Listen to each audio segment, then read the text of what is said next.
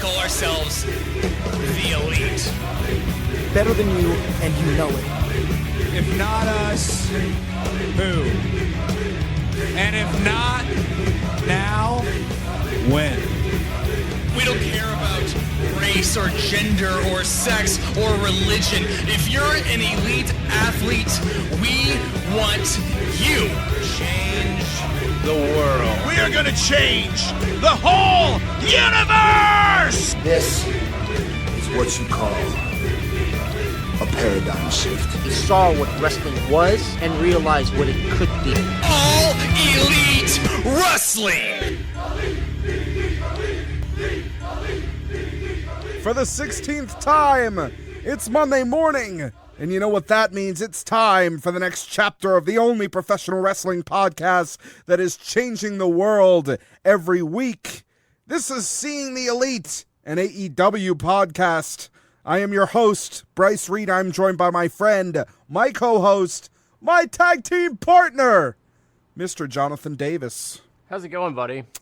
This is our final episode before Fight for the Fallen and our immediate follow-up episode for Fyter Fest. We are in the thick of the shit. A bit of a primer for what we're going to be dealing with in the fall when we are sort of just on storylines to the next event or whatever. Hopefully this will be kind of as snug as special events get in terms of scheduling. According to what we've been told, that's the case, but who knows? I would really not expect something like this to happen again. Yeah, I think what ended up, Fight for the Fallen was announced before Fyter Fest. I think the Fyter Fest thing ended up, due to where the dates were falling in relation to the G1 and things like that, it became clear that they could do more on Fyter Fest than they had initially intended to do. And then as well as like, oh shit, we planned for Fight for the Fallen to be bigger, but we just lost a lot of people. Yeah, and unfortunately what it leaves us with is if you look at the card for Fyter Fest next to the card for Fight for the Fallen, it does feel like Fight for the Fallen is missing something in the way of a marquee singles match. Just isn't really there. Like you could argue was there for Fyter Fest with the unsanctioned match between Jon Moxley and Joey Janela. Sure, but that came about much later than anything was announced. The original marquee match for Fyter Fest was also very good. It was the triple threat, but with Pac in it. Right. And we were both psyched for that, but obviously that changed course to what we got, which was still a very good match, but it also, I feel like we're still getting the reverberations from Pac being a prick. The marquee match right now, what they're trying to sell the event on is Dustin and Cody versus the Young Bucks, which will be good match, a great match, a great tag team match. The unfortunate fact of the matter is so much damage has been done to tag team wrestling as a medium that I do, as much as I hope that someday this isn't the case, and I think that if they continue to work hard, it will be. I think trying to sell a pay-per-view, even a free pay-per-view on a tag team match is very difficult. Even when they're great tag teams, kind of best in the world level tag teams, I think it's very difficult to sell an entire event on that. Doesn't matter. Jonathan and I are going to be there in the building, and we're super excited for it. So yeah, I'm super stoked for it. It's going to be a lot of fun anyways, no matter what the matches end up being. I'm still going to be hyped for it. I do agree that, they kind of built a little bit of Double or Nothing on the back of a tag team match. Mm-hmm. It was also a different caliber of tag team match, and this one is like shit all over their own tag team division in the past few weeks. Well, yeah, I will admit, I think from a salesmanship standpoint, I think as big a names as Cody and Dustin are, I think Lucha Bros versus Young Bucks carries this weight of them being kind of the two best tag teams in the industry that you can get outside of WWE, and even, I would say, even with it. I know people love the Revival. I know people love a couple of the tag teams over there. I think Lucha Bros and Young Bucks are better tag teams. I mean, the Revival, I agree, they're very good. I feel like they're kind of hampered by WWE style. Sure. So That's not to say I wouldn't love to see them come over. They're definitely, they're top 5, but they are not in that conversation of the top 2. Yeah. Yeah. So it's interesting to see. Maybe this week we'll get some announcements. We, of course, know that Chris Jericho is going to be there, but they haven't announced any sort of match. Yeah, we don't know what capacity that Jericho is going to be appearing in. Maybe we just know he's there. Maybe he'll just come out and talk. That seems like a waste to me. Yeah, it does. And, we talked about this earlier. It's a real waste if he's just out there doing nothing. It would be so much better if he came out and had a match, even if it was just a squash match, but just had a match. Right, even if it was with someone he was clearly going to beat, like a Jungle Boy or someone like that, you know what I mean? Where you're still going to see something competitive, but Jericho's going to pull the win out. So I would be fine with that. It's no issue to me. I think what would be more troubling to me is that he comes out and talks and you just burn an appearance on that, because we both know Jericho only has a limited number of appearances because he is taking a little bit of the Legends route where he is the older guy. Well, we don't know that for sure. We don't know if that's put in his contract for sure. I mean, it's easy to imagine that it is, but I think he said that. Represent ourselves as, to my knowledge, I don't know enough to say for sure that that's the case. So right, that's fair. But we know he has. No matter the case, he has X number of appearances. Whether or not he does, all of that aside, I think it still feels wasteful. I think, yeah, whether or not, even if they could use him every night and it doesn't matter, all the talking they've done about, the show takes place in and around the ring and the show is about focusing on the wrestling or whatever. If you're just going to have him talk, then put it on YouTube and let me watch it. Absolutely. Like that's the kind of thing of, if it's, you can just do a YouTube video for this, which they did multiple times for Double or Nothing with multiple people, and it worked perfectly. That was all we needed. It served its purpose, and everybody was happy.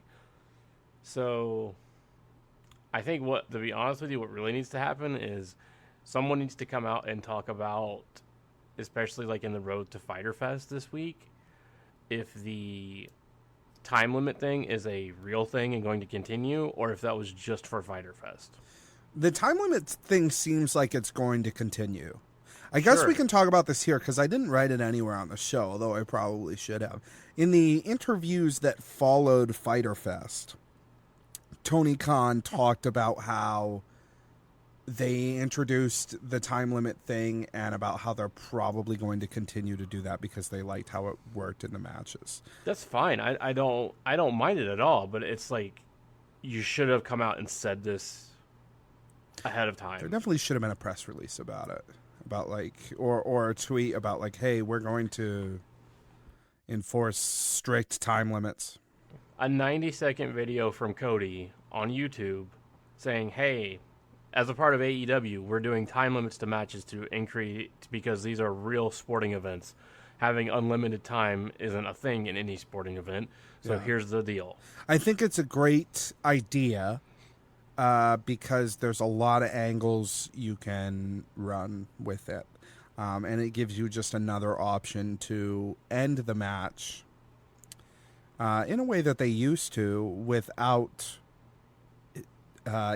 interferences and fucking what dusty you would call finishes everywhere. everywhere. Dusty finishes all the time. Now, granted, I would probably call a Broadway not terribly far from a dusty finish, to be honest, but you get into the situation where a match is set up where a competitor is like, oh, they're only giving me this much time, and it's going to be kind of a race against the clock in order to get this done. So I need to come at it with sort of a different headspace and things like that. There's a lot of psychological elements you can work in because they're giving a shit about time, and it will help present it more as a sport. I think there's more they could do with it, specifically from a commentary angle. Yeah, it would be fine, as well as you can have you can have different times for different matches. And For then sure. that leads to storyline things of what the fuck, man? Why did you only give me 5 minutes? And then you can have the heel managers in there saying, like, well, we only thought you deserved 5 minutes because you haven't impressed us. Yeah. There's Which gives you a lot of room for storytelling, but it's also, you just needed to come out and say this ahead of time. Well, I think they're rolling with it now, and I think Fight for the if it happens again at Fight for the Fallen, then we know that okay, they're going to roll with this, and this is what they're going to do. But they seem pretty bullish on continuing to do it in the post-event interviews. Not much else came out of that other than the Young Bucks talking about the chair between Cody and Shawn was gimmicked to do a certain thing, which makes sense if you watch it. The seat of the chair gives way a little more than it should, and unfortunately, because of that, it scraped up the back of his fucking head. Yeah, the gimmick that they did was a really, really good idea, and it worked perfectly for what they were intending. It was just a little too... They should have... I don't know if they could have tightened screws on that thing or something, but yeah. I think they could have padded the bottom edge of that chair and made it work a little better. Yeah, it's one of those where, live and learn kind of things, but the gimmick they were going for is essentially the seat of the chair that hit Cody was pretty much a cookie sheet. So it was going to make a really loud noise to sell the concussion. Yeah, that wasn't a concussion. From what I looked at, it was they had sort of removed where the seat attaches to because the seat attaches to both of the leg sections. They kind of removed the screws on one of the leg sections so that when his head hits the seat immediately gives, as opposed to staying in the position that it would usually stay in, which is great if the back of the chair doesn't scrape a big piece out of the back of your head. Sure, but that's the thing is like they gimmicked it in a way to make that loud noise that they needed. Right. It just ended up, and to make it safe for him to take it, quote unquote, unprotected. Yeah.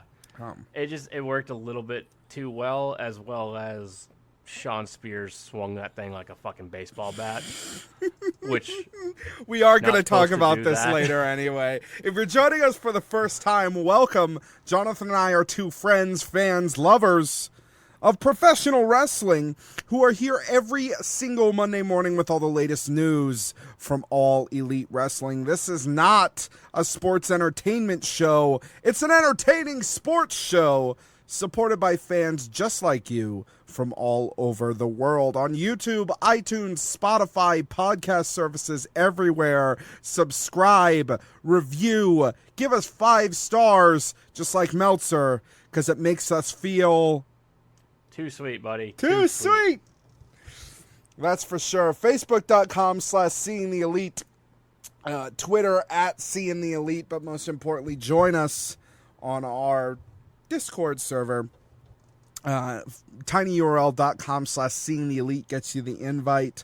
A lot of awesome chatter over there. Lots of new people over there this week. Welcome. And we're having an awesome time talking with everybody about All Elite Wrestling. Things are really picking up. We're heading into the fall, which is going to be enormous. It was so funny reading. I didn't put it in the news this week, but the Roman Reigns quote. Did anybody read that? Did you read that, Jonathan? The one where he's just speaking. It's just Vince speaking.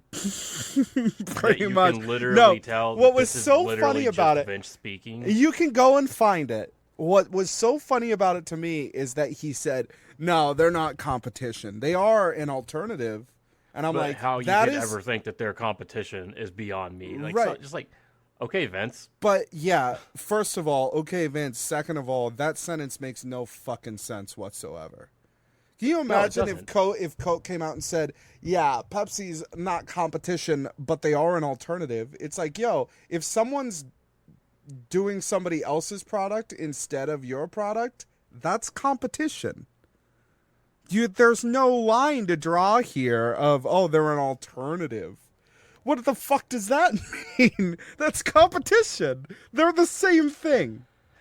It's because if you sit here and you stop it's Roman. Roman doesn't really have that many brain cells. B, when you're literally just looking at it, he's speaking from what the piece of paper that Vince gave him, and you're reading Vince's stream of consciousness as a 70-year-old man who thinks the sun shines and rises out of his asshole. Right.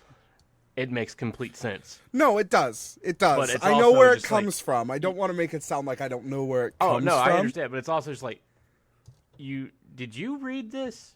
It's Did either just, of you read this? It's so funny that their company line is in this whole other place with.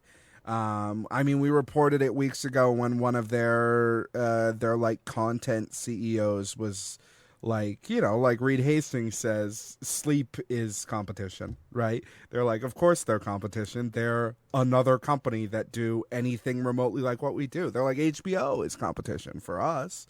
You know, people only have so much time to put towards watching stuff on television. So yeah, they're competition.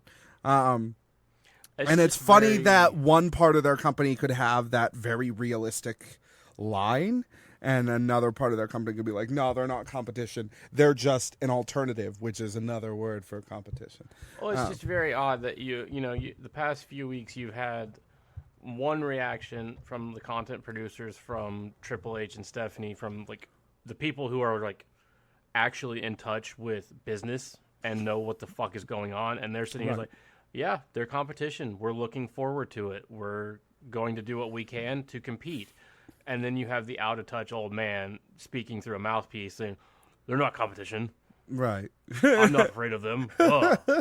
Right, they're not competition. That's why we're pulling Evolve out of the trash can and putting it on our network. That's why we had Corey Graves say shit on TV. Right. Jesus. Oh, man. Anyway, tinyurl.com/seeing the elite to join the community. We're having a blast over there. A lot of new people. We're having fresh faces in joining the conversation, and it's been a lot of fun this week. JD on the time codes, as always, if you want to look for specific things. Kind of a slow news week this week, but we're going to get through it, and at the end, we're going to talk about our predictions for Fight for the Fallen as we know it right now. We should totally maybe just like record a 5-minute thing to redo our predictions on like Wednesday. Card subject to change. Yeah. Where it'll be an interesting. I don't know if we'll be able to publish anything from the Airbnb anyway, but just because of due to the timing of everything. But we will have something up Monday. Which is exciting. I want to start with a quote, as I usually do. Quote, in WWE, it's almost like Vince is in the ring with you. The producer is in the ring with you. It's like you have two little bubbles on your shoulder, like three heads in the ring. All of a sudden, when I got in the ring in New Japan, 5 minutes into the match, I was like, there's no chatter. There was no producer, ref, Vince chatter. It was like silence. And I didn't expect that. I was like, I'm alone again. It's just me in the ring. And then I just started beating the shit out of Juice. And I was like, oh yeah, this is what I used to do. A quote from John Moxley. See, you started off like this really insightful quote, and you're doing really good. And then he's like, and then they just started beating the shit out of the other guy. Yeah. That's Moxley, all right. That's Moxley for you. Interesting, and I hope that this is roughly similar to the case in AEW. I think there's probably a little more production going on in AEW. But Well, I mean, you have to look at two sides of this. I'm sure there's the same amount of production as AEW is doing in New Japan, Right.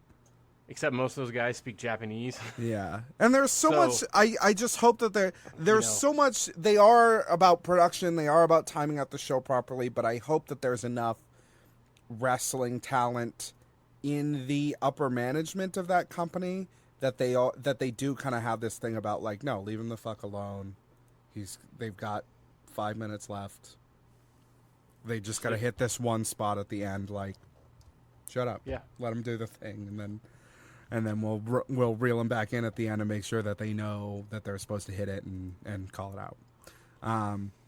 It's definitely more difficult to do, especially if you're doing a running clock match, right? But then again, this unsanctioned thing, like if you notice during the unsanctioned match, they weren't doing the time limit thing. So No, they weren't and that's just purely it. It was an unsanctioned match. Why would there be a time limit? right. So the unsanctioned thing is they're kind of way out of the time limit thing as well, which is interesting. Yeah. So the thing about it is like, it's as a performer, you can't just block out all of the noise in the arena anymore. You have to be listening for the time cues, or the ref has to be verbalizing those time cues. Something has to happen there, Right. so that your understanding is like, hey, bud, you got 5 minutes.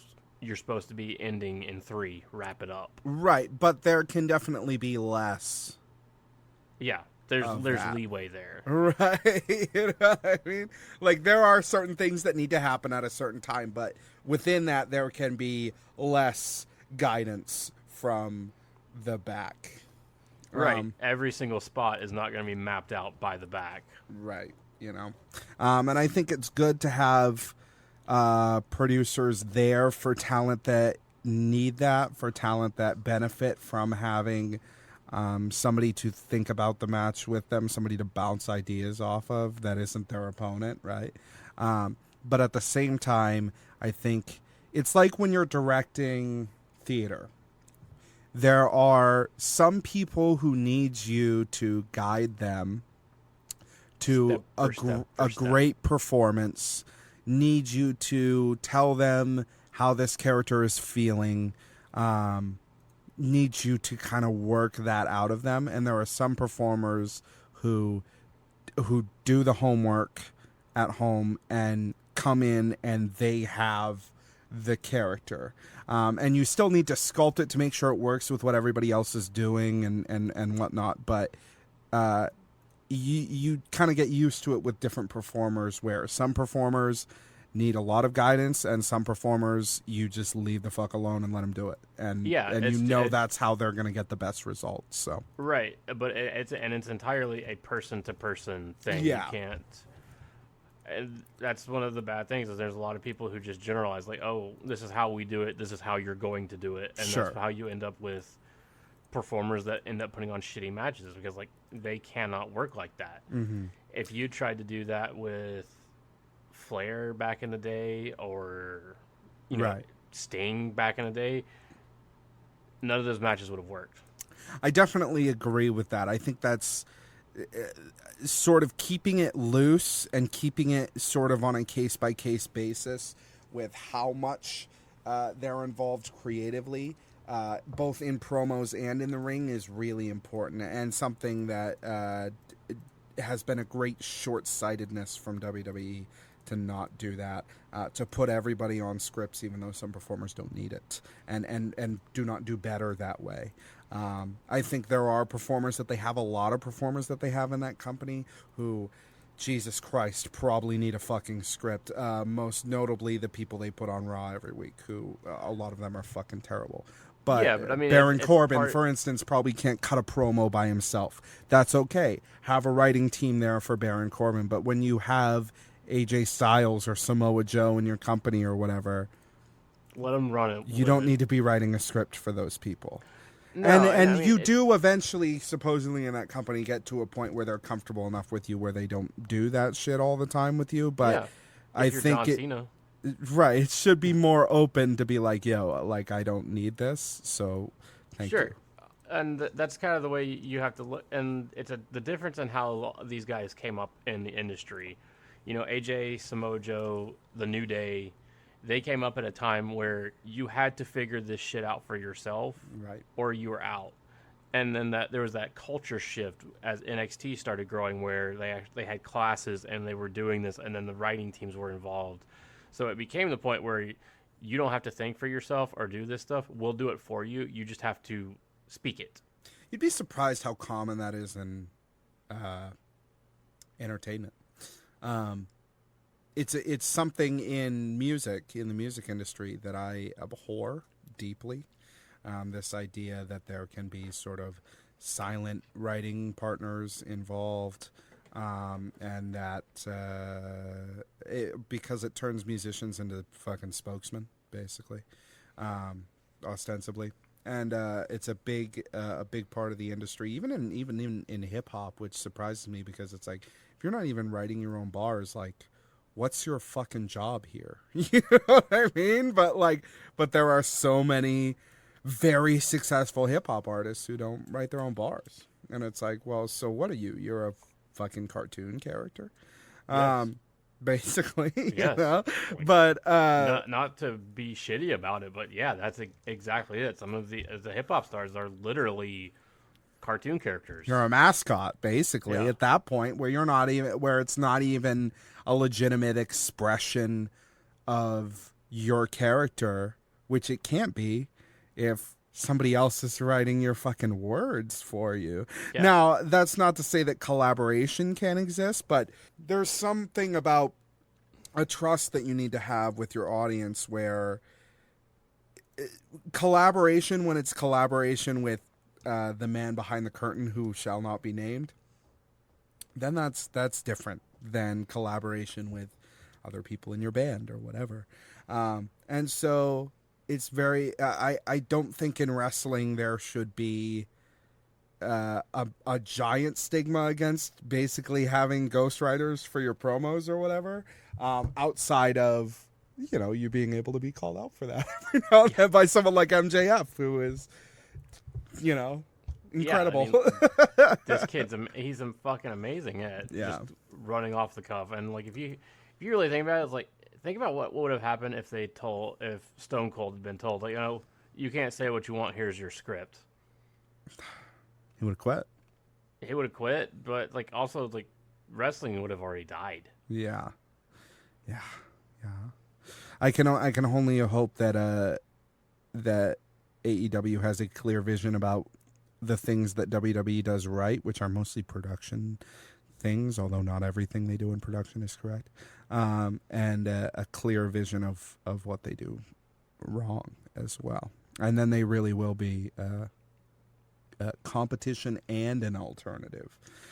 I think they do. They have a good mindset of just by having enough people that have been in both realms to figure it out. But yeah, I mean, it's a little troubling. It's a little worrying to think about, but it's growing pains as well. Being the Elite number 159 backstage at Fyter Fest. The episode opens with Kenny in the ring trying to quell an angry mob of Fyter Fest performers. Kenny shifts blame as much as he can, saying, oh, we've had so much trouble with the weather, He then lets the performers know that half the bags have arrived and that catering will be available on a first-come, first-serve basis. The performers rush the ring, grabbing any bag that they can get their hands on as we move to the title sequence. The performers being Kip Sabian was out there, the Best Friends were out there, Luchasaurus and Jungle Boy were out there. It was a mixture of like performers as well as some very random people. Like Rick Knox was out there. Yeah. Which didn't make sense because they then showed Rick Knox in a complete different place. Out of the title sequence, it was weird. The sequence of events that happens throughout this BTE, like even within stuff at Fyter Fest, like they'll show stuff that happened later in the night at Fyter Fest, and then they'll show earlier in the night stuff. Very weird editing. This was very hastily edited. Yeah. compared to other episodes of BTE because usually the BTE episodes follow some sort of like timing logic in terms of when things happen. This one was very much Matt or Nick was editing this on the plane. Out of the title sequence, we head into a travel update with the Bucks from DFW in Dallas, Texas. They are traveling with Mrs. Matt, Brandon Cutler, and referee Rick Knox, who is in his full referee gear nearly 2 days before the event, in the airport, nonetheless. Matt asks Knox why he's suited up. Which was funny because, like, you know, you're in the airport in full referee gear. You're telling everyone who you are. And just, it was funny. If anyone needs a referee. Like, you know, a lot of times they try to fly as like under the radar as they can. Sure. And then this one is like, yep, let's tell everyone. I'm sure that he had the referee shirt on for 10 minutes. Probably, but, you know, in an airport, that's enough time. Sure. Matt asks Knox why he's suited up 2 days early in the airport. Rick refuses to be shamed for taking his job seriously. Quote, I'm the Young Bucks referee 24/7. And it's my only job. Right. That's right. He quit his day job to do this, right? So he's going to do it. We then get some in-flight footage. I am excited to get on a plane at the end of the week, or really the middle of the week. And this reminded me, I was like, oh, yes, I'm going to get to fly. I enjoy, in my youth, I did not enjoy flying. Now that I'm an old man, that my bones creak when I walk, you know, I enjoy. I enjoy a good flight, you know, especially when I have Sean sitting next to me who's going to be fucking petrified. Like, yeah. Come on, you pussy. Yeah, I'm at the opposite end of it. Like I enjoyed flying the first, you know, few years when I was coming up to Boston. Yeah. I really enjoyed it. Now I'm at that point of like, okay, gotta get on a plane. Cool. I don't have anything to do for 2 hours. Fuck. Really? Then, you can't charge up that switch? Come on. No, it's you don't have ADD. Oh, okay. When you're sitting there and you're stuck in one space. I do have narcolepsy, so I can just sleep. Yeah, like when you have ADD, it's like, okay, I have 17 things in my bag to amuse me. I don't want to play with any of them. And I'm stuck here. I can't move. And then on the other side of it, I get off the plane. My joints all hurt because I am older than you, fuckface. Yeah. Well, okay, you keep throwing this old man nickname at me, and then when I play into it, you get upset about it. You can't. Yeah, but that's funny. You can't have it both ways. It's just funny because you got so upset about it. It's like, where's this coming from? I don't understand. But now I'm trying to lean into it. I'm getting shit for that. I can't get it at both ends. You know what I mean? Like, what am I supposed to do? I don't care. It's not my problem. Next, in Daytona, Matt takes a piece of gum from his wife and throws the wrapper at the trash can, coming up just short. Referee Rick Knox, still in his gear, steps into frame. He says, Matt, pick that up. And Matt's reaction is great. He says, no chance, Rick. He's being such a bad boy. You know, it was totally just, it's a gum wrapper. Fuck off. Right. Rick starts counting, and Matt rushes to get the wrapper and put it in the trash before the 5 count, which I thought was great. I love that they continue to work this with Rick, that he counts for things like he did with Jungle Boy and Luchasaurus the other week. I think it's a good bit. Man. We can keep going with this. Now Matt and Nick are at the beach reminiscing about the last time that they played Daytona Beach. It was a match with the Motor City Machine Guns at TNA Bound for Glory on 10-10-10. They hope that Kenny watched the documentary ahead of tomorrow's show, which it seems like he did not in the end. My fucking favorite scene this week, with all the performers, they're running to the back with their bags. Rick Knox has the brilliant idea of using the HEPA tent on the stage to change. He opens the front flap, and inside the tent is Trent, who is rifling through a bag, as Chuck lies beside him just in a full plank, face down. See, okay. I'm with you. This was the best thing in the world. I was so confused. I couldn't tell if he was doing full plank or if he was complete passed out because Trent drugged him. The way that it looked like he was planking, and I think the idea probably came around like this. They knew what they were like. Trent, what are you going to be doing in the scene? He was like, "Oh, I'll be rifling through this bag. I'll be grabbing these vitamins, and then I'll be like, get the fuck out." And then Chuck was like, "Well, I'm supposed to be in there too." What am I going to do? And they were like, "Yeah, what am I going to do?" And they were like, "Oh, I don't know. What do you want to do?" And he was like, I'll plank or something. I think it's just one of those things where they were like, "Oh, we have no character action for this," and that's the kind of sort of the joke is that he's not doing anything. You know what I mean? But it wouldn't make any sense if he wasn't in the scene. So he's kind of pointing fun that he has no direction, right? It works both ways. If he's just full plank, or Trent has drugged him, and he's trying to find some medicine for him, right?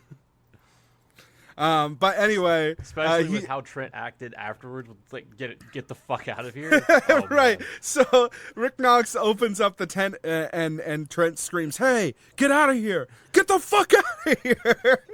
Just legitimately really super angry and paranoid and scared, and yanks the flap back down, and that's sort of the end of it. Part of the reason why the scene works so much for me, why I watched it a dozen times or whatever, is just that it's so out of nowhere and weird. Yeah. That Trent's reaction was like that. Yeah.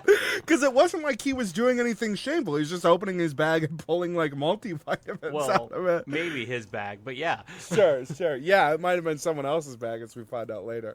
I'm with you, man. The whole thing was just amazing. It was so fucking funny. Now to a back room where CD is still nursing his back injury from last week at the hands of Joey Ryan and Dr. Britt Baker. Kazarian and Scorpio Sky enter. They were delayed at the Atlanta airport. Kazarian throws a chair and screams, "Why does that airport have to be so big? It does not have to be that big." Jonathan, you're from Atlanta. You've flown out of this airport. Tell me how big this airport is. Have you ever been? Legit, have you ever? No.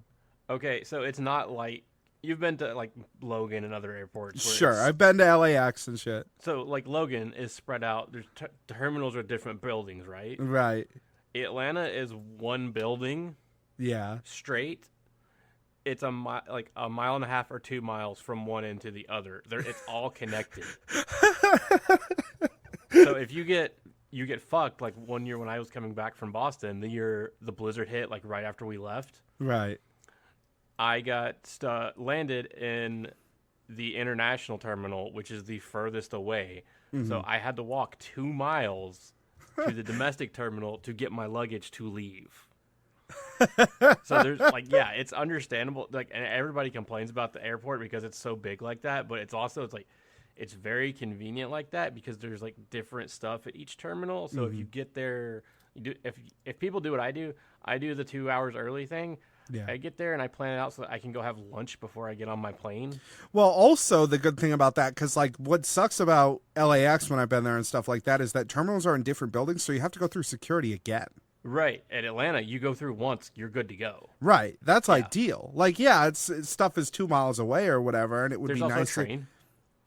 Is there a train? There's a tram between the terminals, yeah. So you can take that. It's just, you run into times when it's late and the tram's not running. Sure. But yeah, I understand why he's upset and it's very funny, but to me it's one of the benefits because that means I have 75 different food places that I can go and have the full benefit of I can get whatever I want to eat before I get on the plane. Right. Sky admits that he's also mad about some fake Yeezys that he bought last week online. And Kazarian's bass player has leprosy, which that's no good. And also very strange. That's just such a random thing. He's like, he's got leprosy. I'm like, how the fuck do you get leprosy in this day and age? Oh no. CD, not to be left out, says, guys, last week the doctor gave me a dick flip, and Kazarian is like, I don't even know what that means. It's just great. Scorpio is so concerned, but yeah, Kazarian's like, what are you talking about, dude? Sky says that they haven't seen each other since Vegas, and he's been waiting to tell the guys something all day, that Daytona Beach is the worst town that he's ever been in. They launch into the bit. The best line is Daytona 500 reasons to get the fuck out of this town. And then the new definition of NASCAR is amazing. Yeah, non-athletic sport centered around rednecks, right? Yeah, that's at least like an older joke. It's still and the Daytona 500 thing probably is too, but it felt like it fit this bit a whole lot more. But in both cases, I thought it was actually a pretty good worst town bit that they did. I mean, this was honestly like one of the best SCU bits that we've seen since we started watching this. Yeah, I will say the worst town ever thing, that is where it fell apart initially. Mm-hmm.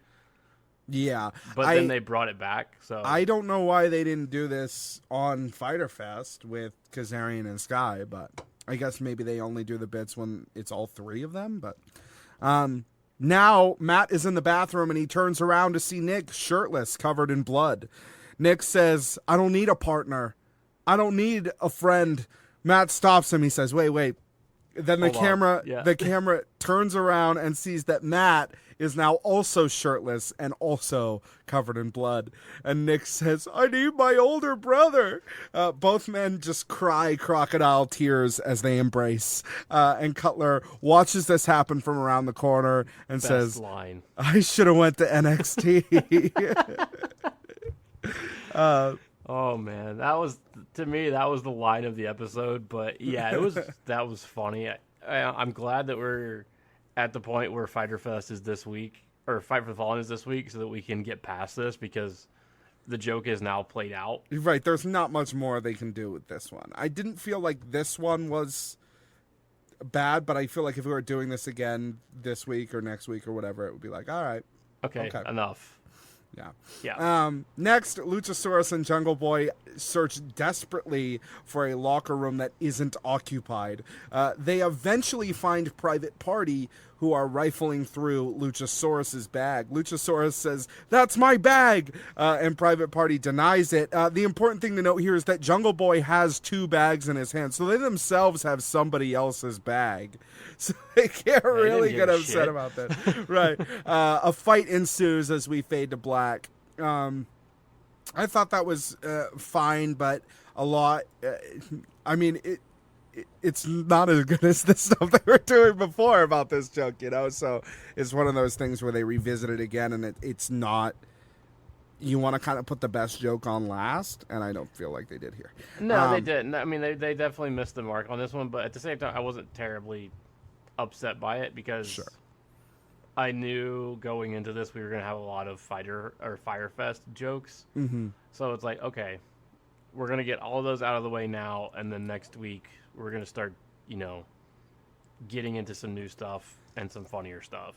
Next, some rehearsal footage from the Elite's entrance. Apparently, Kenny's Akuma-themed gear never showed up and wouldn't show up until Monday. I'm wondering if that was legit or if that was like a work. I can see it going both ways, because you can tell from watching Fyter Fest over again, Kenny was wearing his generic gear. Yeah, he's wearing his regular gear with like his hair dyed. Yeah, so, I mean, it's very clear they had to throw something together. Now, whether or not that was, I don't know. I feel like if it was a work, it would have been funnier. Probably, but either like both sides of it is like, I can see you guys trying to make this kayfabe in BTE, but I can also see you guys legitimately did not have his gear, because he should have matched. Yeah, Matt he apparently went to he has a different person who does his gear, and they talked to her like a day before or whatever, and was like, "Hey, we need it," and her answer was, "Oh, I'll have it to you by Monday," and he was like, "Well, The show's on Saturday. the show's on Saturday, so that's not gonna work." And I can't imagine at the big video game main event at the video game show that they intentionally did it that way. I think it was probably. Yeah, that's I guess what I mean is like it could have went both ways, but it's very clear that he was not, because like I said, he should have been matching Matt and Nick, but in dark blue gear. Right. Yeah. Maybe we'll still get it at Fight for the Fallen. That'd be very silly. It'd be silly, but that's for his fight against Shima. I mean, I guess that's also another match that they're pushing on this card, but I don't know. I feel like maybe they felt like the Shima thing was like a bigger get for people than it's ended up being so far. Then Kenny explains to the director that he's going to kick an extra's ass during their entrance. And the director is having a hard time understanding that they're going to have like a random guy run up on the stage and stuff like that, which makes sense how it came off now. If the director was like, okay. I don't know what to do. Now, backstage after their match, Matt and Nick offer Private Party full-time AEW contracts, which is great for them and super great to lock those guys down because they're very talented and they belong here.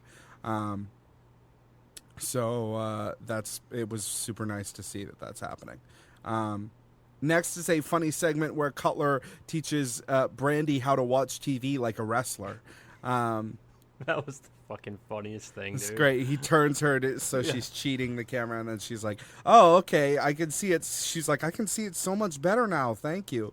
Which is, I thought it was great. Especially because we had made a comment about her watching it, quote unquote, the wrong, or really in real world the right way, on the show last week. Next, after their match, Peter Avalon brings Leva backstage. Leva tries to reprimand Peter for his actions during the match, but he shushes her every time until she leaves angry. My love for Peter Avalon is carrying me through this sort of endless story that they're doing that doesn't really have any events happening in it. You know what I mean? Like, things keep happening, but I do not know where the conclusion lies for them. Yeah, it's starting to get I have no love either way, and I'm starting to get annoyed by it, especially after the mediocre match.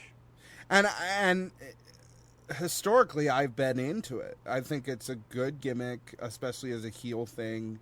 But as a heel thing, but they're doing heel on TV, and then everywhere else they're doing face shit. So it's like I think they need to figure out what the fuck is going on. Yeah. And I hope that they will. I have faith that they will. Next, MJF is backstage where he sees referee Bryce Remsburg. MJF slips Bryce an entire $1 bill to, quote, take care of him out there. Remsburg tries to tell MJF something, but MJF exits without letting him. And then next, the real Bryce Remsburg enters into frame in his referee gear and says he's the worst. In MJF's defense, the two men are dead ringers for one another. Like, they actually legitimately look exactly like one another. So. Yeah, I think that's like his twin brother or something. Gotta be something There's like that. no other way where that works. Well, if you're a referee, you gotta have a twin brother that looks just like you, right? Otherwise, what's the point of the angle? Now, for some in-event footage, including Cody walking from Gorilla to his entrance, an in-room shot of Kenny hitting Mox with the electric guitar, and a hilarious alternate angle on the cameraman that fell over. Apparently what he tripped over was the kiddie pool, and he fell into the kiddie pool. Which, that to me showed that like this was CEO people, not AEW people. And we get a slow motion replay from it, which is very funny. He probably soaked his communication box, which is expensive. Yeah, and that's what really stuck to me. I was like, this was the CEO production crew, because AEW guys and wrestling guys have enough awareness of having done wrestling events, Right. that you have to know exactly where you are and what's around you at all times, and you would not fuck up and fall into a pool like that. Yeah, I mean, I imagine it was the CEO guys are already there to film CEO, right? So why wouldn't you just use their production company? Yeah. But I mean, we talked about that last week of why the camera work was so shoddy, and like this makes 100% sense now. Cut to Matt, Nick, and Knox doing inventory at merch post-show. Quote, I'm an EVP and I'm counting T-shirts. There's some final footage of the team sort of packing up at around 2 a.m. and leaving the venue, which is all in a night's work for those guys as we end the episode. That's more of like they finished up as Saturday at 2 a.m. and then went and got on a plane. So obviously this was edited on a plane, because that's the only time they could have done it to push this out on Monday morning. Yeah. Beach towels are on sale at ProWrestlingTees.com. These were created for Fyter Fest, but they don't say Fyter Fest on them. So really, any Florida show in the summer, they can sell them, right? So yeah, I'm hoping that they have them there next week, so that I don't have to pay PWT shipping. Yeah, their shipping's outrageous. Let's go into some news. Fyter Fest by the numbers. This comes to us via Joshua Gagnon for WrestlingInc.com. AEW Fyter Fest went down last Saturday at the Ocean Center in Daytona Beach, Florida, with Jon Moxley defeating Joey Janela in an unsanctioned match to close out the show. The event streamed for free on Bleacher Report Live, where 140,000 people average, which was the average minute rating, tuned in to watch. According to this morning's Wrestling Observer Radio, the event drew 4,200 paid fans and about 5,000 total people in the building. Dave Meltzer also reported that 350,000 people in total, not counting people twice, checked in at some point live to see what was going on. Because this one was free, people were more likely to come in and out compared to a pay-per-view where most people are going to stick around the entire time after spending money on it. Meltzer also estimated about 300,000 new subscribers signed up for Bleacher Report Live in advance of Fyter Fest. The initial goal was said to be around 110,000 signups, which is perhaps the biggest number here, because I know that's what they've been pushing, especially with their wording around the event about, oh, you need to sign up. Remember, you need to sign up and all this. That they really were kind of just looking to get more email addresses attached to Bleacher Report Live, and they got that in a big way. Certainly more than this goal, if this goal is true. 300,000 new subscribers for a single event is a big fucking deal. So yeah, dude, that's an insane number. I mean, you're talking like you're hitting Twitch numbers now, and Twitch, while it's still a niche market, you see 300 subscribers. That's insane.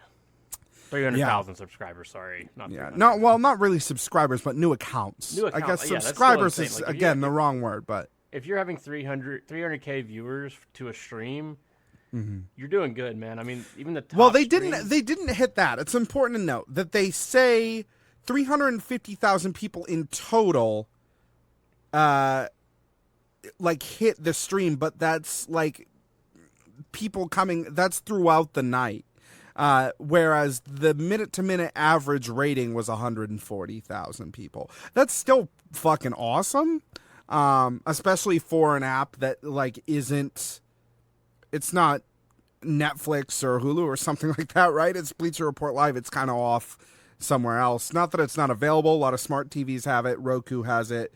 Android TV has it. But but you have to go out of your way. Right. It's not like you have these just by default installed. Yeah. Which was something I had to, walk my dad through. I had to tell him how to install this so he could watch Fyter Fest. So it becomes troubling but it's still very good news in most cases. Yeah.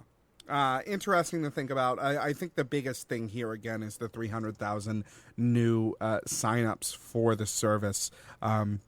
That's really, I think, the best metric for them, more than like people tuning in or whatever. The whole reason they're putting these events on Bleacher Report Live is to, and a lot of the reason for buying AEW in the first place, I think, was to sort of draw to this live event streaming service that they have, because they know there's fucking money in that, if they can just get there. So I think that the name of the service is terrible, but I think if they can get enough of these exclusive contracts, enough of these exclusive sports streaming on there, then they'll be fine. And I think AEW will help with that. The name of the service, there's nothing you can do about that. That's Warner Media bought a service. They bought Bleacher Report. Bleacher Report wanted to make a streaming service. Warner wanted a sports streaming service. Bleacher Report Live. That just is what it is. Like, they can't Still sucks. They can't get ESPN. A tweet from Cody Rhodes. He says, "Been quite a week for me since Fyter. Update: wrestling is violent. That being said, and staples aside, I wouldn't miss Fight for the Fallen for the world, and I'm thrilled/eager to be part of such a great cause and this hashtag tag team dream match. July 13th, Jacksonville." This tweet I wanted to highlight because in so few words, so efficiently, he called out all of the fucking armchair brain surgeons who were getting in his inbox. Dude, even replies to this tweet were like, "Oh, but the concussion you got from it." And he replied back, "I didn't get a concussion." Yeah, it was a work. Yeah, it's just because I don't want to talk about it at length again, because we talked about it last week, but so many people just coming out of the woodwork who have never taken a bump in their lives, who know what was right or not right for him to do during that match.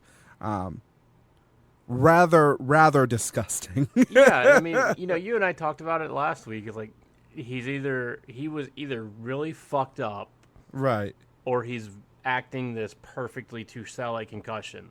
Right. He was acting it to sell a concussion. Right. Now, he was not planning on being bleeding from the head like that, and the concern of other people was him bleeding from the head like that. Dude, I'm sure after he got those staples in, he went back and watched the footage and was like, "That looks so awesome." Yeah, but like I know some people were talking about it, like, they were looking at how like scared and concerned Brandy looked. I'm like, yeah.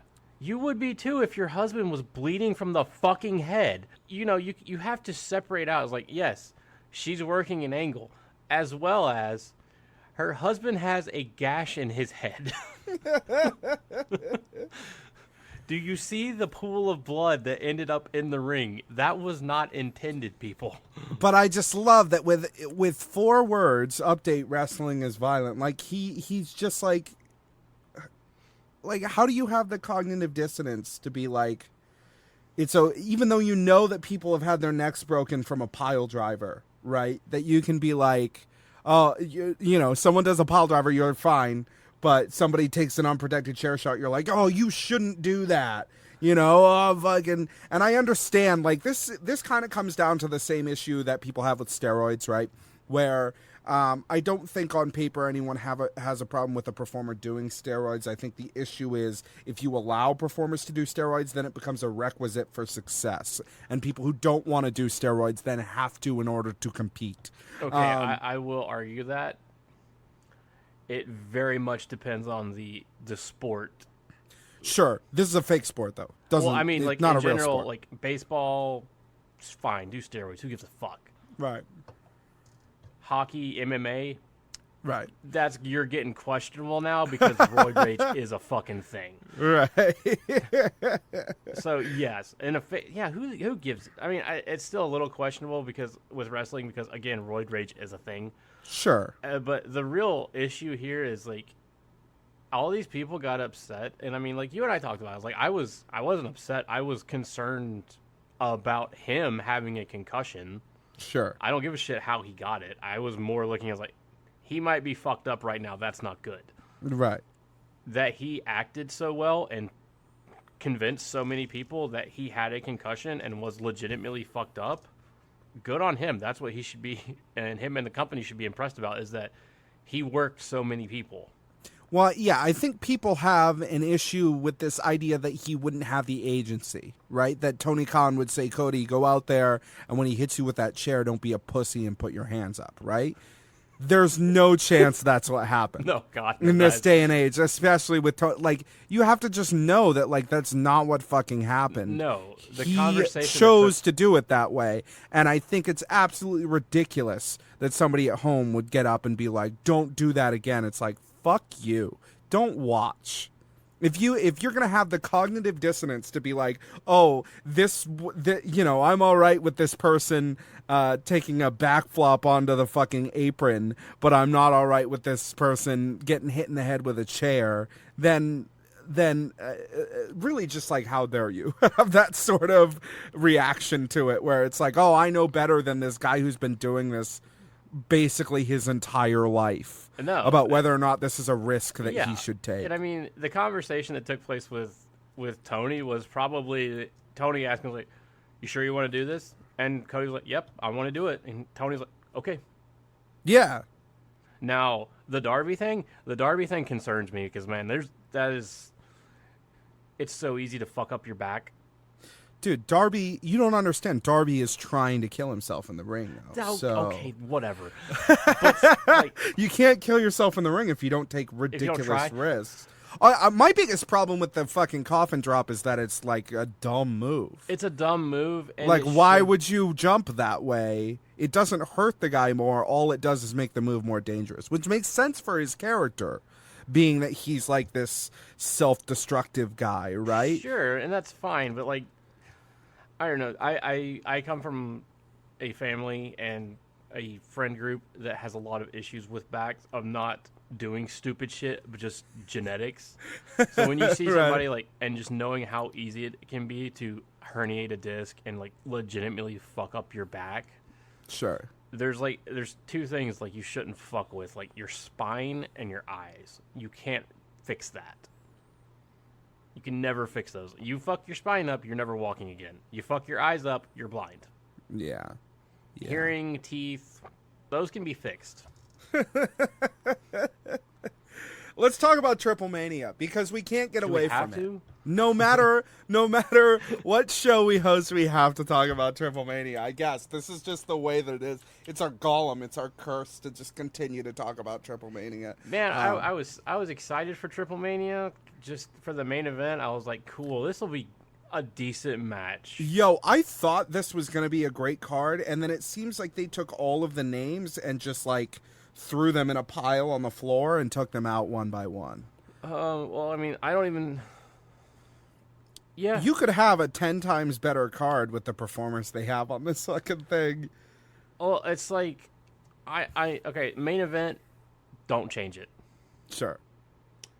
I'm confused why we're doing a rematch from Fyter Fest. Let's talk about the card first. Before Ray Phoenix is supposed to be your mega champion, right? I believe he's still mega champion. Then why the fuck is he not defending the belt at your WrestleMania? John Fuentes from eWrestlingNews.com. AAA held a press conference earlier this week to announce several matches for their Triplemania event, which will go down on Saturday, August 3rd in Mexico City, Mexico. The event will be streaming on Twitch, which is good to know, which will include both English and Spanish commentary. Heads up for anyone planning to watch, the Spanish commentary, even if you don't speak Spanish, is far more bearable than the English commentary, unless they get Stryker back, but they probably won't. I don't think he and Vampiro are on good terms anymore. Yes, that would explain a lot. As well as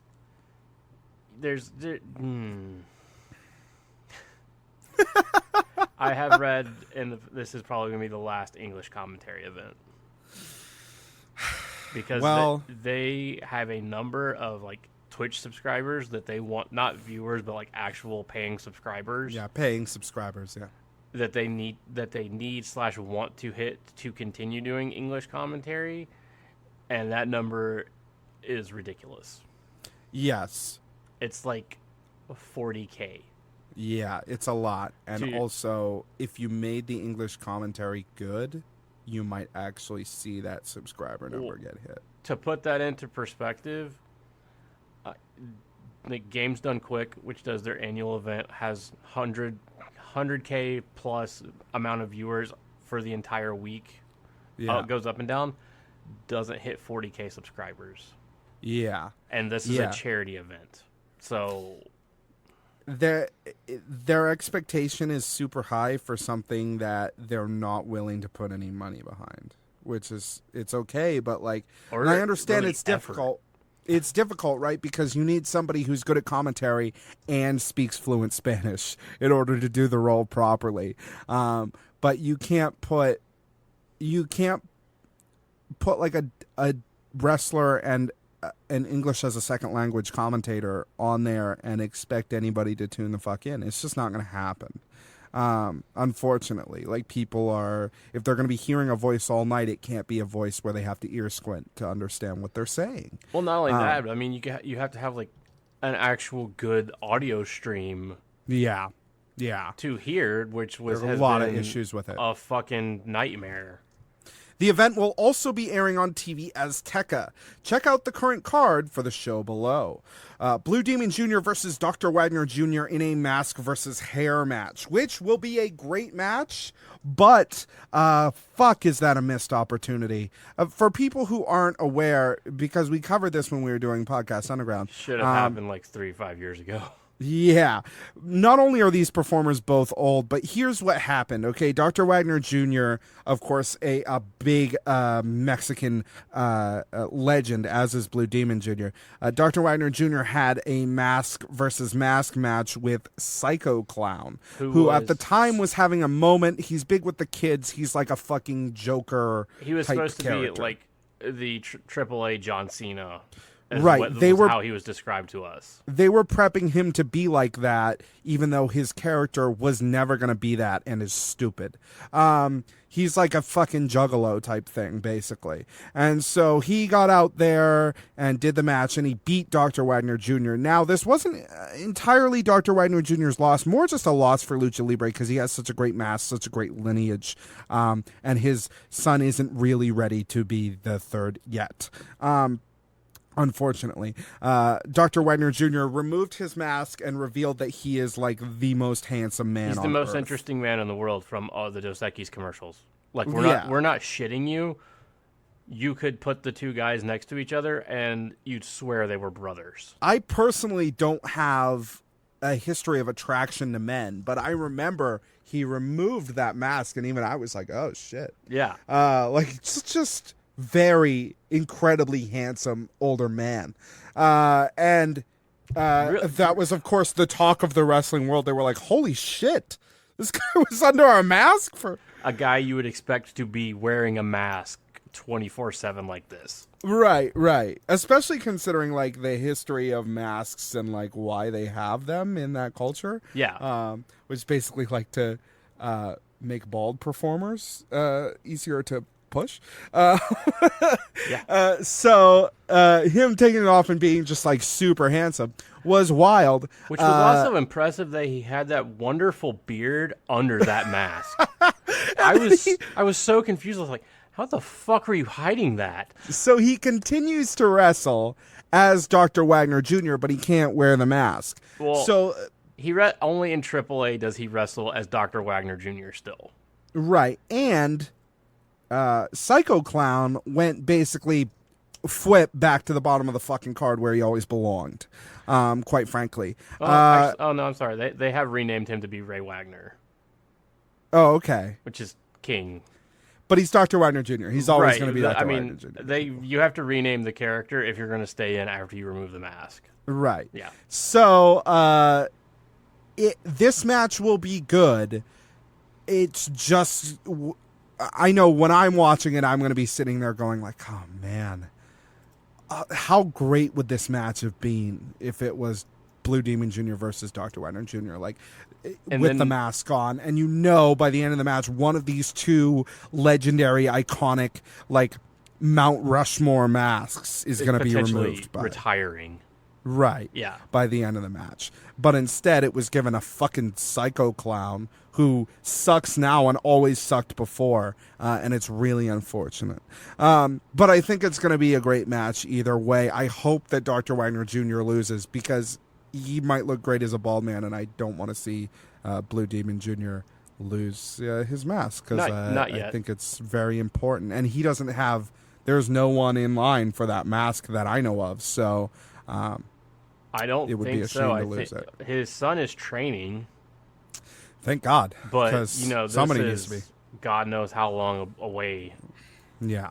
Like, I mean, Dr. Wagner's like real life son is training, but he's still 5 years away. He's done a couple of things. He's done tags with his dad and shit, but like, yeah, him and Santo Jr.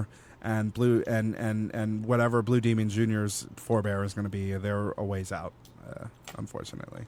So The Young Bucks, go ahead. I looked it up. So Phoenix is the mega champion. Okay. Lucha Brothers are the tag team champions. Overlap, sure, but it is what it is. Laredo Kid is the cruiserweight champion. And Drago is the Latin American champion.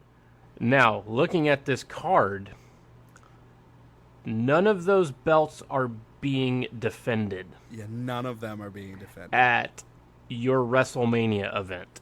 Yeah, Triplemania is their biggest event of the year for people that don't know. Yes. And you're not defending any of your belts because you're going with a gimmick match that was literally done a week ago, and 3 weeks ago at the time of this.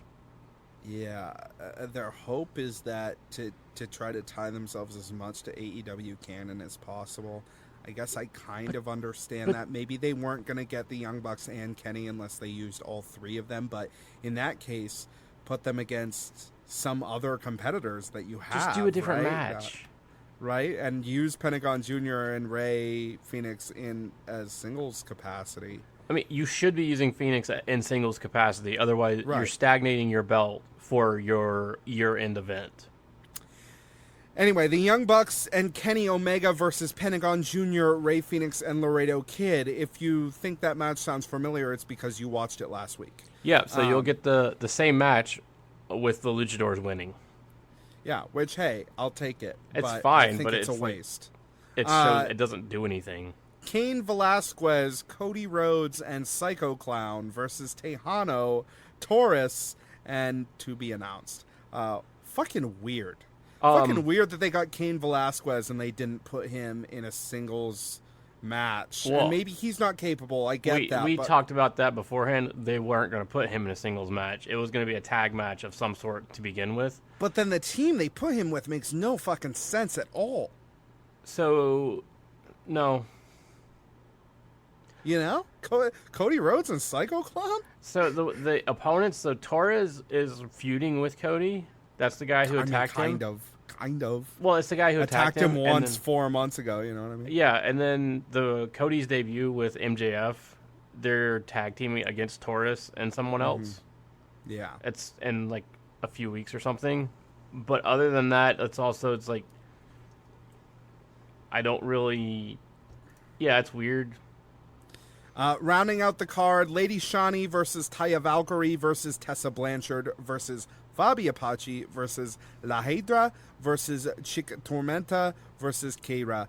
I think it will be Taya and Tessa are great. Everybody else on this match kind of sucks. It's a TLC match too, so that's gonna be good. Yo, that'll be good though.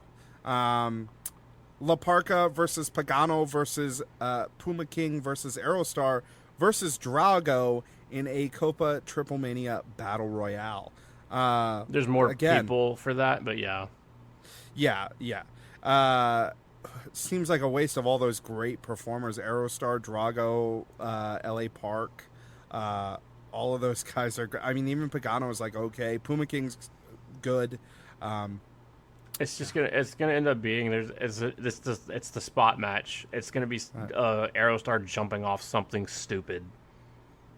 El Hijo del Vikingo, Mestices Jr., Golden Magic versus Mocha Cota Jr., Carto Brava Jr., and Tito Santana versus Jesus. So it's like this is so fucking weird. Pimpinela Escarlita, Temple alumni, Pimpinela Escarlita, Mamba, and Maximo, which looks as though it's an Exotico team. It's a triple threat trios match. Triple threat trios match. What a fucking mess that's going to be. The last match is a fatal four-way mixed tag match with Nino Hamburguesa and Big Mommy versus Sammy Guevara and Scarlett Bordeaux versus Australian Suicide and Vanilla versus Lady Maravella and Villano Jr. Okay. Why is that piece of shit Justin Bieber tagging with the hottest woman in wrestling? Apparently Killer Cross is still stuck in fucking no man's land, man. This isn't a different fucking country. Yeah, I guess. Weird. Very strange, but... It's AAA. It's what we expect. What are you going to do? Yeah, it just seems like they have so many great performers on this card, and they're using all of them incorrectly. It's AAA. It's what we expect. You know? We had a lot... AAA. That's the problem. For every great match on a AAA card, there's a match with fucking Fabi Apache in it or someone like that, where you're like, this... You know that this person sucks. There's no way you don't know that this person fucking sucks. Yeah, I mean, they did the right thing. They got rid of Sexy Star, so that's something. Sure. It's the same thing with WWE, too, though, where they put something out and you're like, you have to be putting this on here just to punish me for watching your product. Well, you're appeasing whoever's family. Yeah, but fuck that. You know what I mean? But that's the thing, is like AAA and WWE are very nepotism heavy. Yeah. There's only one reason, and people can shit on me all they want to. There's only one single reason why Nia Jax is in that company, much less their fucking champion. She's a horrible wrestler. She can't do shit. And when you compare her to the rest of the roster, she makes no sense. I mean, not the rest of the roster. There's a lot of people there's a lot of fat they could trim from that roster. The rest of the women's roster. Even on the women's roster. There's fat, but you understand what I'm saying. She doesn't fit in. Yeah. I mean, there's... The only reason she's there is because she's The Rock's cousin. And if they... I can only hope that there will, in the future, be more pride in the product. That AEW will have the guts to be like, oh, the reason why this person isn't on the card, even though they're The Rock's cousin or something like that, is because they're not any good. And if they want to be on the card, they should get better. Because if you're the biggest wrestling company in the world, that should fucking mean something to you. It just should. And if it doesn't, then it doesn't. But coming out and being like, oh, nobody else's competition, we're the biggest wrestling company in the world, it's like, yeah, well then... Why is Baron Corbin main eventing my fucking TV? Yeah, I mean... You know what I mean? Like that's ridiculous. Yeah, I mean, there was a reason why, Nikki Bella was the women's champion for so long. Sure. But, it is what it is. So, I mean, you and I both had high hopes for Triplemania for a long time. Or not just Triplemania, AAA. There was a lot of changes that took place politically a couple years back, and it's like, we had hope. And it's clear that nothing's changed. No, they just fall into the same pitfalls. You gotta have... the pride in the product you're putting forth to not have performers that suck on the show. And I don't think the AEW has totally gotten there yet. I think there are performers that they have on their roster that are not ready. And that's unfortunate, and I hope that we're going to come to that with a clear vision and kind of make the tough calls when it comes to presenting the product. But if you're going to call your product All Elite Wrestling, then guess what? Every match needs to be great. You have you have different tiers of levels, but you also have to look at the fact of like they need bodies to fill TV time. They definitely do right now. Now, yes. given it's 2 hours a week, it's not 7 hours a week. So Right. there can be fat trimmed from the roster. There can be people that rotate in and out. And you may have some performers that, like you said, they aren't ready, but they're getting the experience that they need to become ready. So it's not as troubling of an issue. Now, when you run into the fact of one of those people that isn't ready is now challenging for the heavyweight championship or the mega championship, whatever the fuck they decide to call it, that's when you can start questioning things. And to be honest with you, at that point, that's when you and I are going to be questioning. It's like, why are we still watching this man? The Road to Fight for the Fallen, Episode 2. The episode opens with a mini-angle recap of Shawn Spears' attack on Cody Rhodes, set to some rather creepy piano music, followed by some unseen slow-motion footage of Spears flipping off the crowd as he went back through the curtain. What follows is a beautifully shot, edited, and performed scene of Cody getting his sort of put back together in the back. I'm so glad that they didn't show the staples being put in because no, they kind of showed that. you the cut, and then they showed you the cut with the staples in it, right? They kind of went over that, but it really sold the emotion of the angle for me. Just the right shots, shots of him lying face down on the gurney with his hand on, kind of clasping Brandy's hand. Shots of the devastation of them cleaning up the blood out of his blonde hair. Just really great, smart angles. Like they knew what they were doing. They were ready to take advantage of this visual that they've been given. This is followed by a scene of MJF and Shawn Spears almost throwing hands in the back of the arena before security gets involved. Both performers, MJF especially, you really believe that he was fucking pissed, dude. Shawn Spears says, "You want answers? Send Jim Ross, bitch." So maybe...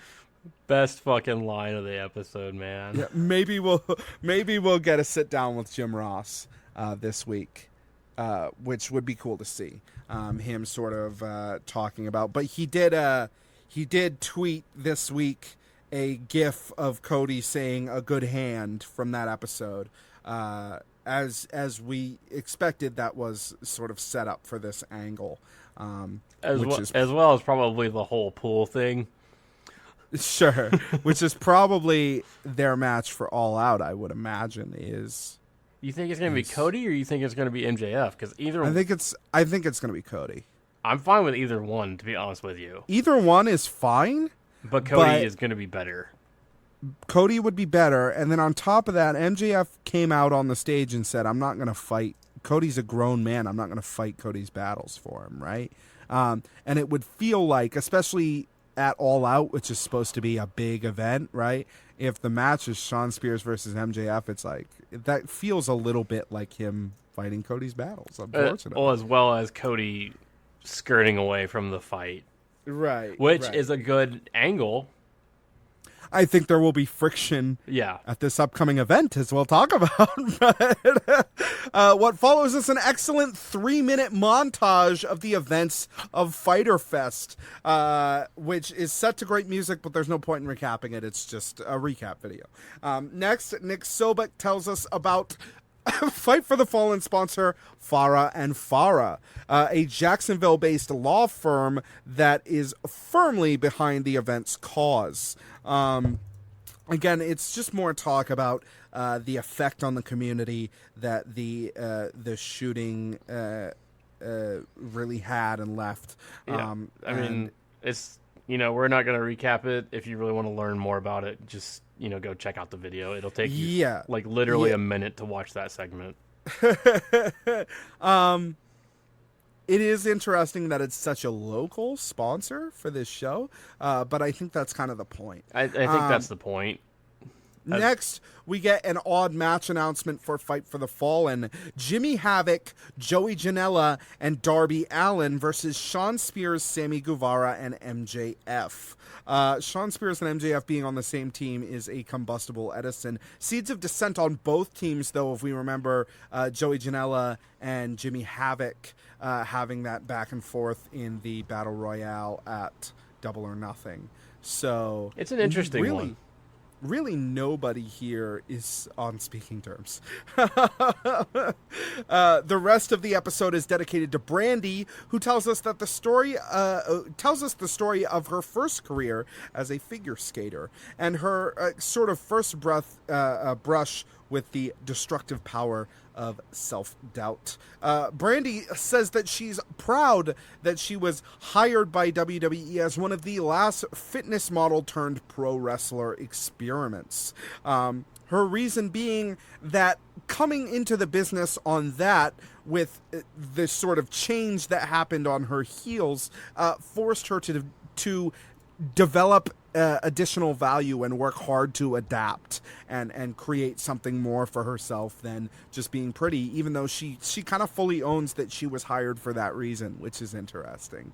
That she can be that honest with the camera, that she can be like, yeah, I was hired because I'm hot, but I was able to it's good because I was able to develop more for myself because I had to in order to survive. It was also, it was really just, it was funny and enlightening that she's just like, she's upfront about it. She's like, yeah, I'm hot. They hired me because I'm hot. Right. They hired me because I'm gorgeous, which is hilarious.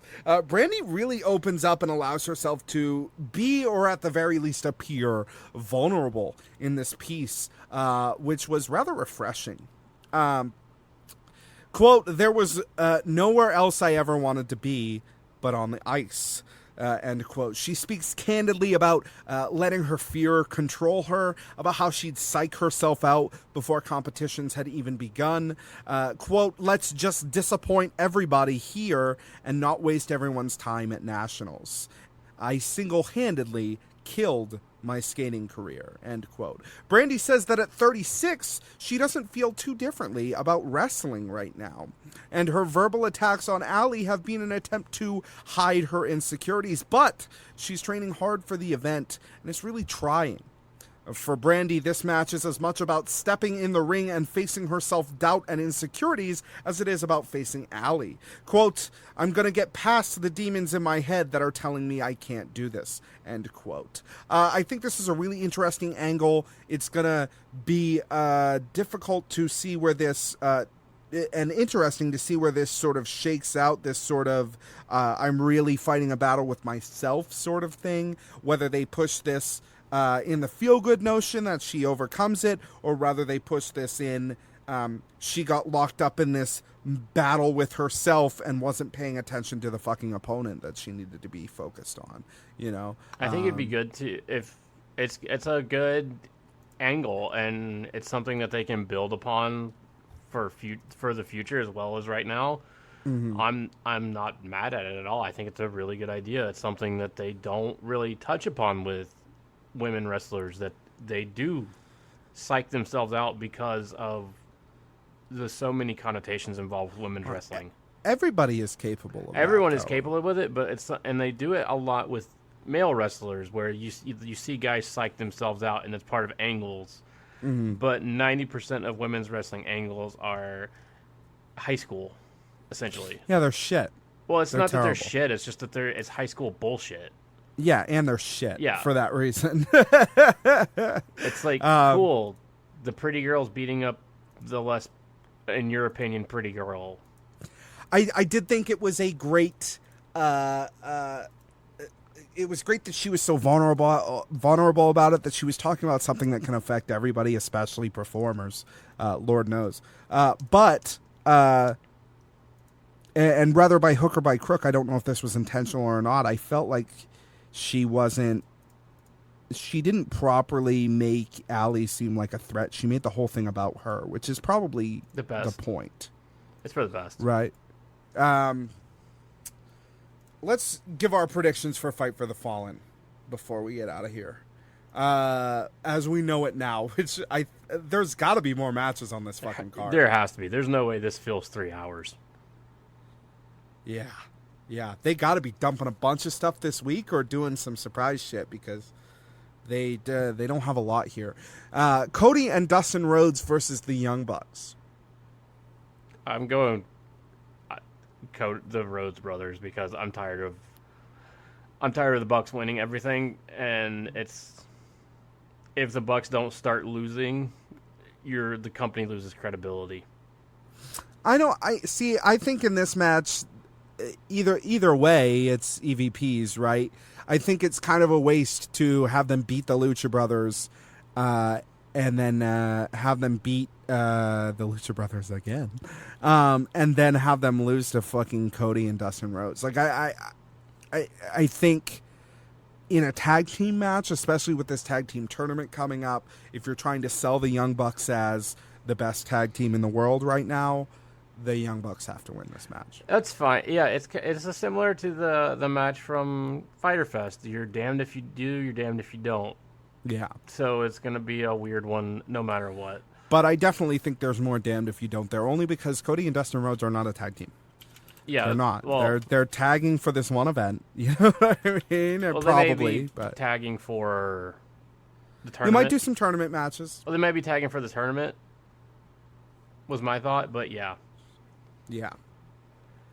So that's where I am on it. I think the Young Bucks are going to take it just because they've pumped so much into the Young Bucks at this point. Like, you either take them on to win the tournament and then they're the guys to beat, or you have someone topple them in the tournament and it's a big deal. And it's sort of your first proof that wins and losses matter, right, going into it. So I think having them lose to Cody and Dustin Rhodes at this point, after they've already beat the Lucha Bros, who I would imagine are supposed to be a bigger tag team than Dustin Rhodes and Cody Rhodes in terms of their abilities. Fair. In kayfabe, would be weird. But, I mean, maybe. I don't know. Kenny Omega versus Shima. Kenny. Yeah, I think Kenny's going to win that. Unfortunately, I just don't think Shima's in the same stratosphere as Kenny is as a star. And it is unfortunate that now we have another event where it's going to be EVPs going over, but at least some of the EVPs are fighting each other at this point. So. Yeah, but I mean, it's like Shima. I'm not even looking at this as EVPs are going over. It's that Shima hasn't impressed anyone. Well, maybe he has, but certainly not me. But Kenny Omega definitely. Kenny Omega's moving on to go and fight Mox at All Out, right? So, and then inserted back into the title picture. Sure. So I think Kenny Omega.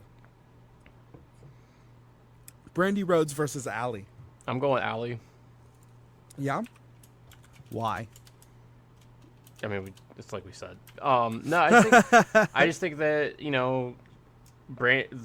watching the video, I think Brandy's going to psych herself out. I think it's going to be an interesting match, probably a good match, regardless. Brandy Rhodes is supposed to have somebody at ringside, an unknown at ringside that she set up on BTE ages ago. Remember? Yeah, that's true. But I still say it's going to be Allie going over. Mm-hmm. They look like they're setting Allie up to be like the first women's champion. Yeah. So I would go in on that. That I think Allie is the pick. Here. Just because, again, with all the EVPs that you have winning, now you're gonna have Brandy win too. Yeah. I think Allie has the pull here. Hangman Adam Page versus Kip Sabian. Hangman, yeah, obviously Hangman. There's no way. Question. It's going to be very competitive, but it's going to be Hangman. Yeah, there's absolutely no way that Kip Sabian wins. God no. Which is fine, but I don't think it's gonna. I don't necessarily think it will be Hangman winning clean. Yeah, I think like Sammy Guevara or someone will interfere against Kip Sabian or MJF maybe. Yeah, set up something for Kip Sabian. Yeah, because Hangman doesn't need the help there. MJF, Sean Spears, and Sammy Guevara versus Joey Janela, Darby Allin, and Jimmy Havoc. So I picked what I'm terming the hardcore crew. Yeah. Which is, yeah. Joey. Somebody online called them Team I Hate My Body. Yeah. That's better. MJF and Sean Spears being in the same fucking room after what happened on the road to Fyter Fest or the road to Fight for the Fallen, whatever it is this week. Man, I can't imagine this match goes anywhere at all, quite frankly. But yeah, I think Darby Allin and Jimmy Havoc and Joey Janela are probably the wins here. A lot of these matches pretty easy to see where they might go, but again, we don't have. There's no way there's the full card 5 matches. There's no way. So you're Chris Jericho also to appear, but we haven't heard anything about it. It did look online that B Priestley versus Dr. Britt Baker. Okay. As both of them are on a poster that leaked from ITV. So that might happen. But ITV isn't really credible right now. Sure. It's also, that's still only 6 matches. Plus a Jericho appearance, right? So maybe we'll see. This week it would be interesting to see them just drop 3 or 4 fucking matches in over BTE and the road too. I think that's pretty much what's going to happen. Yeah, which is wild, man. But hey, man, that's unfortunately how it happened when they set up these 2 events. I will say, Fight for the Fallen compared to Fyter Fest, Fyter Fest ended up being a much bigger card, unfortunately. Yeah, and I think it's like we talked about. It's just because of how things ended up being, especially with Moxley being in the G1. Right. I don't think that was planned on when Fight for the Fallen was being planned out. Yeah. So they were also counting on having Pac. So when you have 2 big performers that you just lose off the top, the reverberations from that are still being felt, and they probably will be until we actually get to TV. And that's wrestling, man. Though yeah. you can't hang everything on a couple of performers because they're just not necessarily going to be there. You can't, but I mean, with as small as this company is, and as new as this company is, they kind of have to. Yeah.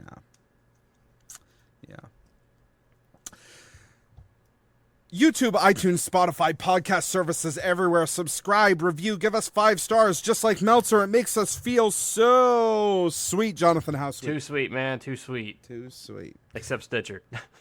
Facebook.com/CNElite, Twitter @CNElite. Join us on our Discord server, tinyurl.com/seeingtheelite, and talk with fans from all over the world. Get some updates from us at the show.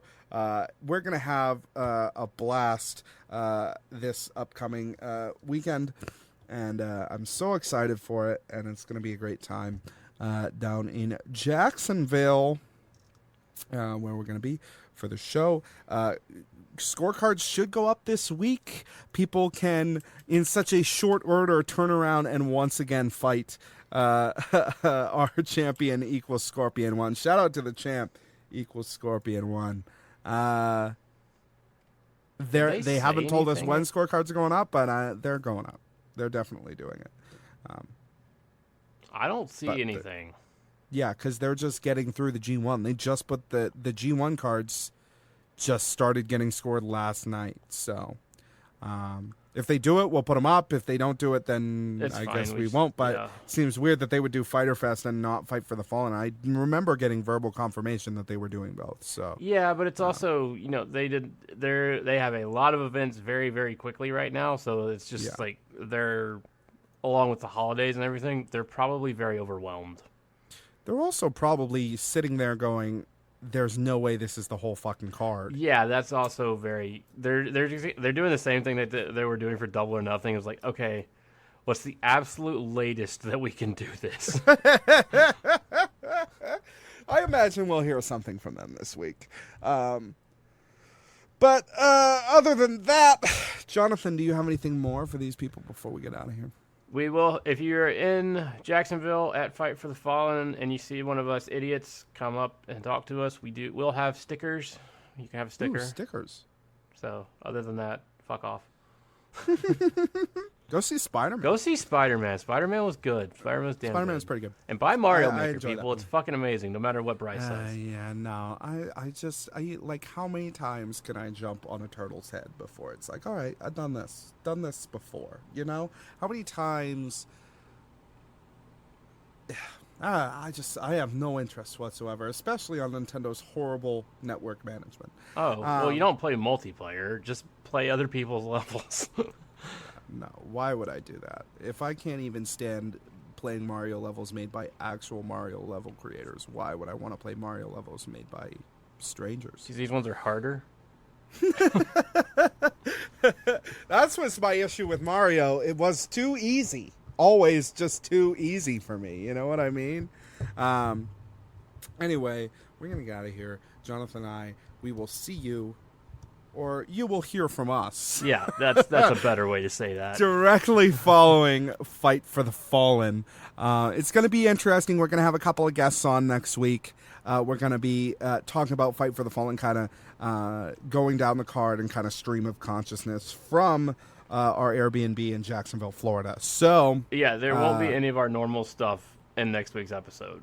Yeah, we probably won't talk about BTE or Road. We just won't have time to. We're going to get on. We're going to talk about the show, and then we're going to get out, basically.